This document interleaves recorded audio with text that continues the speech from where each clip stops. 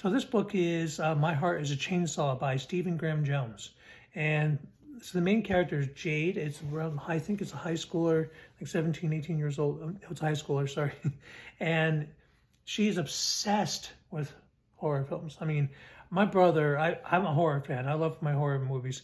My brother he was a huge horror fan, and he like knew his horror films up, down, left, and right.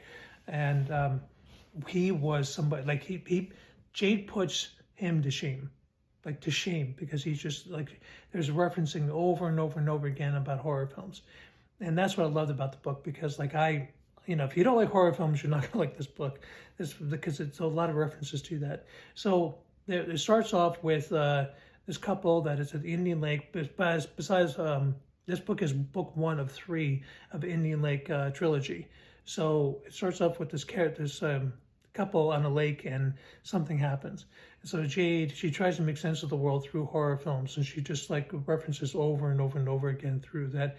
And then more disappearances start happening, and more people start getting killed. And then Jade tries to like help people understand what's happening by using horror films as a reference, and no one's listening.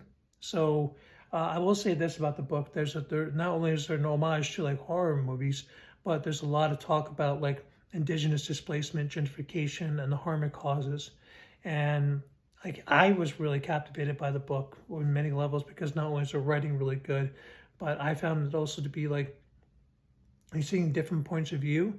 And of course, Stephen Graham Jones is indigenous, so it's a good reference as to why like there's like trauma and how it plays out, and how it just doesn't go away until like we actually have a conversation about it, and it keeps getting replayed over and over and over again.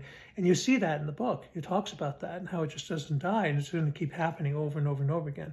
So I really enjoyed that aspect of the book, and the narration by Carrie Creed, I believe.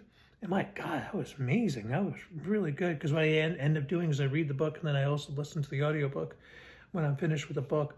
And it's really good. I had a wicked good time listening to the book as well. And like I recommend it. I would say like, let me know what your thoughts, let me know what you think. What do you think were the downsides and the upsides of the film or the book? I think there's a lot of reference of it, like sometimes too much reference, not enough material, like wanting to know more about Jade. But I think what's going to happen, because it is a trilogy, there's going to be more revealed later on. But yeah, give it a read. I'd love to hear your thoughts so we can discuss it more.